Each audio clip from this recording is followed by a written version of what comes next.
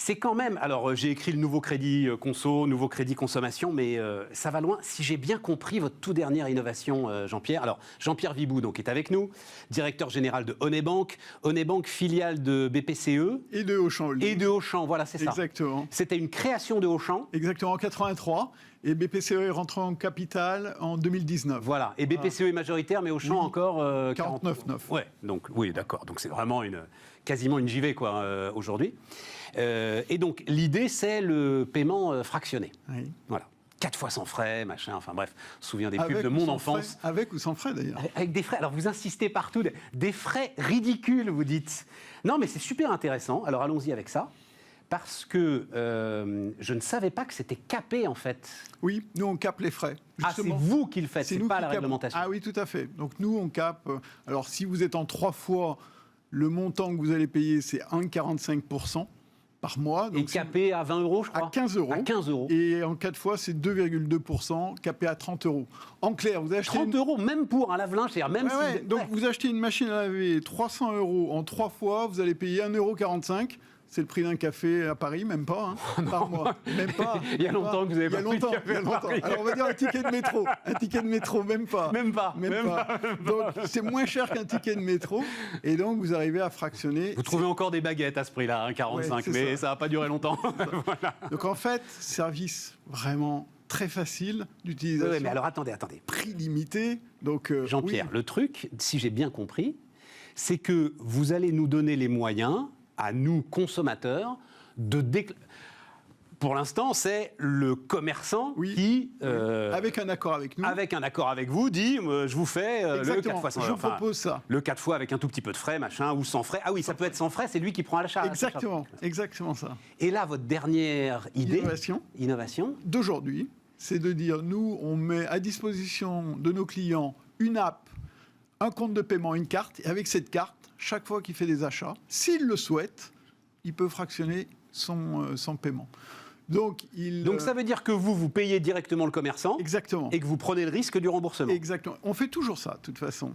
Mais là, simplement, le client, pour bénéficier d'un 3-4, il faut qu'il y ait un accord entre nous et le commerçant. Là, on dit à nos clients, vous n'avez plus besoin d'accord, comme ça, vous pouvez fractionner tous vos règlements à partir du moment où vous payez avec votre carte Visa.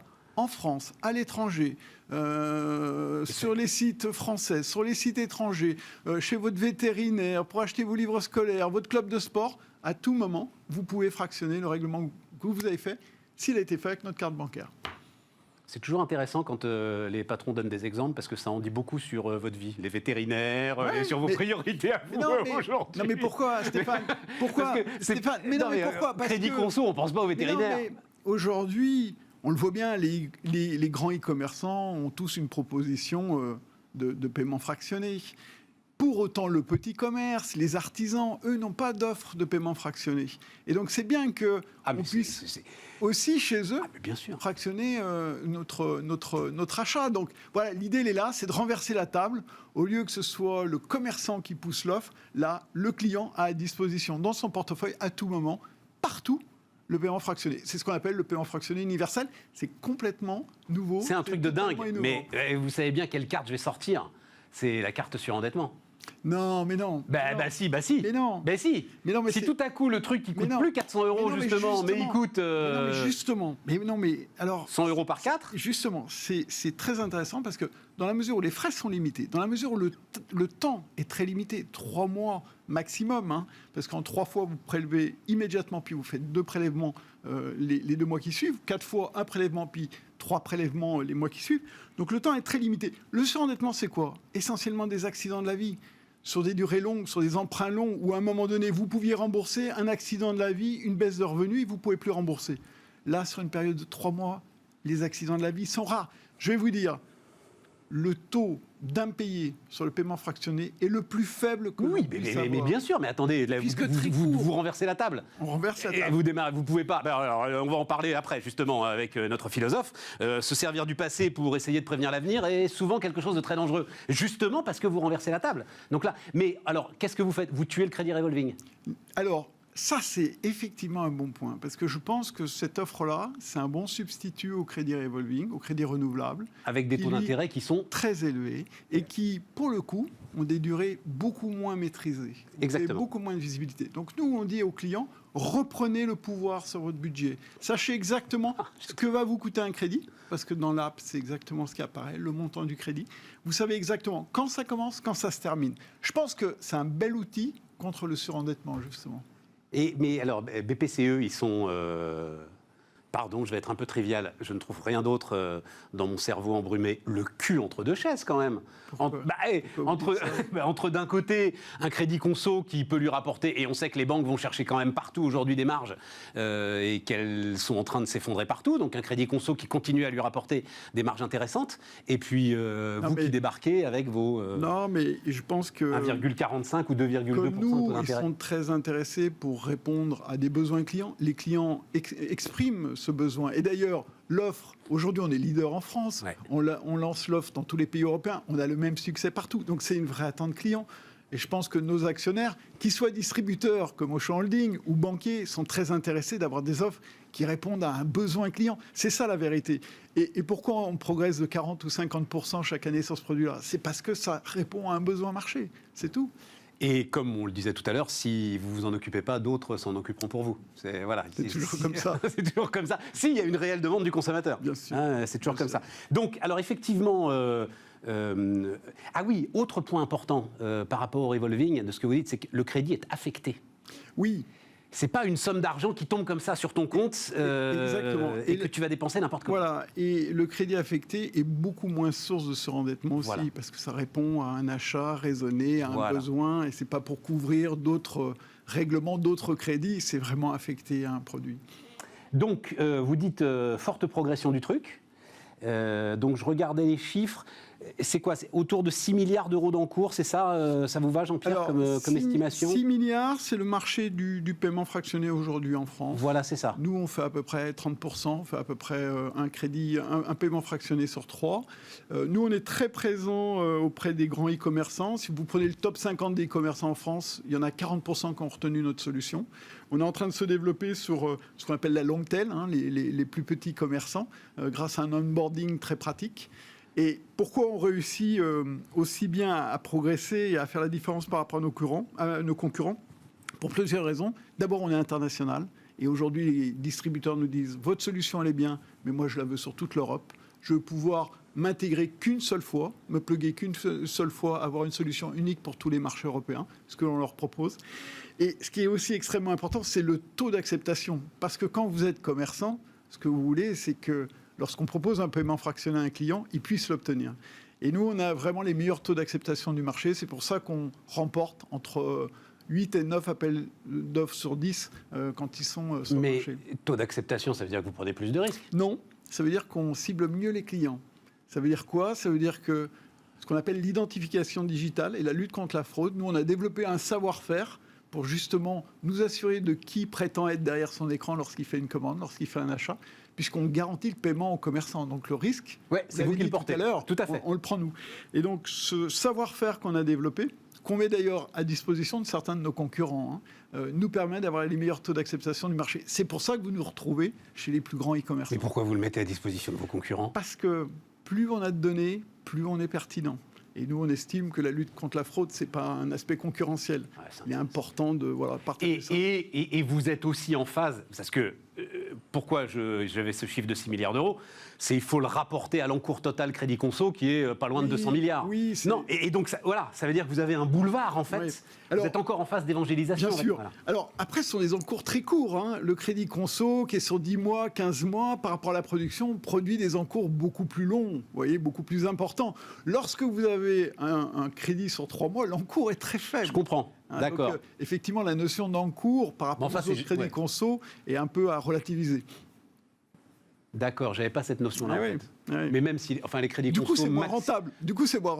Oui, tout à fait. Mais les crédits conso maximum, c'est quoi? Ça dépend sur un véhicule, ça peut aller jusqu'à là, vous pouvez avoir 4-5 ans. Quoi. Oui, d'accord.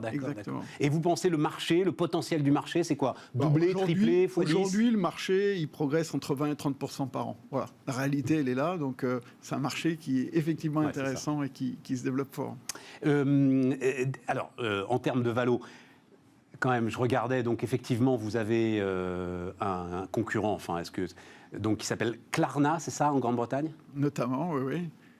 31 milliards de valo, le truc. Oui. On comprend qu'il y ait des nouveaux venus sur ce marché. C'est forcément. Ils gagnent de l'argent, Klarna? Alors, ils perdent beaucoup d'argent, mais comme beaucoup de fintech. Voilà, exactement. C'est la course au volume, ce qui fait qu'aujourd'hui, le marché est un peu bousculé par des nouveaux intervenants qui cherchent des volumes sans regarder la rentabilité, mais se valorisent grâce à des volumes importants. Et vous, alors, mais c'est là où ça m'intéresse, et ça intéresse évidemment ceux qui nous écoutent et qui nous regardent, parce que vous êtes, cadre dirigeant BPCE. Oui. Et donc, votre dose d'autonomie, justement, vous voyez ce que je veux dire. On discutait avec Paul Deleuze, par exemple, à la tête d'Orange Bank. Il y a un volant de perte permis, vous jouez avec ça, et un investissement qui est évidemment pas celui des startups. Nous, on fait ce métier depuis 2008. Le paiement fractionné, on l'a inventé en 2008. Et grâce à nos taux d'acceptation et notre capacité, justement, à limiter la fraude et avoir un taux de risque extrêmement faible, nous, on est rentable sur ce produit-là. Donc, oui, mais ce que je veux dire, difficulté là-dessus. Ce que je veux dire, Jean-Pierre, c'est qu'il faut peut-être pas être rentable, justement, pour aller faire de l'acquisition client à tout prix. Alors voilà, c'est le à tout prix. Jusqu'où on va dans le à tout prix? Nous, on n'est pas dans cette course. The winner take it all. Et pour autant, on prend de la part de marché en ce moment. Voilà. Et donc la réalité, c'est qu'il suffit pas de vouloir faire des volumes. Ce qu'il faut, c'est pouvoir avoir les meilleurs parcours de course pour les clients. Il faut pouvoir être omnicanal comme nous, c'est-à-dire que l'offre, ne pas seulement l'avoir sur Internet, mais aussi en magasin. Ouais. Parce que nos commerçants nous disent « Ok, votre offre, elle est super sur Internet, mais moi, je veux la même en magasin. » Et super fluide, j'ai pas le temps. Voilà. On les connaît, les commerçants. La capacité d'être dans le commerce physique, ça, les fintechs ne l'ont pas. Et donc, nous, en ayant les meilleurs taux d'acceptation, en ayant une offre qui est internationale et en étant omnicanal, c'est-à-dire en étant en magasin, eh bien, même si on n'a pas la course au volume que vous citez, eh bien, on prend de la part de marché. Non, je disais ça parce que, ceux qui connaissent le secteur bancaire le savent, mais BPCE s'est pris quand même un gros gadin avec une fintech dont je pensais pourtant, mais moi je me suis gouré un nombre de fois. J'ai oublié son nom, dites donc. On parle pas de corde dans la maison d'un pendu, mais quand même, vous allez... Il est possible que vous parliez de Fidor. Voilà, Fidor, dont je pensais donc que c'était une fintech allemande, qui était en fait pratiquement un réseau social autour de l'argent, je me trompe pas. Donc je pensais que c'était un truc assez génial. Bon, et puis c'est avéré que non, ça n'a pas marché, ça a fait de lourdes pertes. Non, ce que je veux dire, c'est que est-ce qu'on peut avancer prudemment sur une conquête de marché face à des acteurs comme ultra dynamiques comme Klarna? On n'est pas d'hier sur ce marché, on est depuis 2008, on a une présence internationale. Le métier, on le connaît. Donc, et encore une fois, on dégage de la rentabilité. Ouais, nous, ce qui va nous intéresser, et c'est aussi pourquoi on sort Onet+, c'est d'ancrer la relation avec le client dans une durée longue. Parce que quand vous faites un paiement fractionné, vous rentrez, mais vous sortez aussi vite que vous êtes rentré quand vous êtes client. Vous avez raison. Au bout de 2 mois, 3 mois. Et donc, nous, ce qu'on souhaite, c'est transformer ce contact qu'on a avec nos clients. C'est 5 millions de clients en France qui utilisent ce service. C'est dire à ces 5 millions de clients, restez avec nous. Et puisque vous appréciez le paiement fractionné, on va vous le mettre à disposition pour l'ensemble de vos achats si vous le souhaitez. Donc vous voyez, on transforme aussi la relation et on essaye de l'ancrer dans une relation plus longue. Sans aucun lien avec un compte BPCE. Sans aucun lien avec un compte BPCE. Banque Populaire, Caisse d'épargne, pour ceux qui... Voilà, les marques commerciales. Bon, c'est très intéressant tout ça, très très intéressant. Et vous êtes les premiers au monde à faire ça? Oui, pour le coup, c'est complètement innovant. Mais on a été ceux qui ont inventé le paiement fractionné. Mais les Américains vont devenir fous avec cette histoire-là. Ils vont nous copier, on sait bien. Ouais, c'est ça. Bon, voilà, il n'y a pas de souci là-dessus. Mais voilà, nous, on souhaite rester innovant, on souhaite accompagner la transformation du commerce. On est né dans le commerce, nous on est né en 83 dans les magasins Auchan, donc voilà, cette fibre, cet ADN du commerce, on l'a, et donc on veut continuer à innover, garder un temps d'avance, parce qu'effectivement, et vous l'avez dit, on est copié. Ouais. On est copié. C'est très intéressant. Jean-Pierre Vibou, donc le directeur général de Honnay Bank, était notre invité sur Bismart.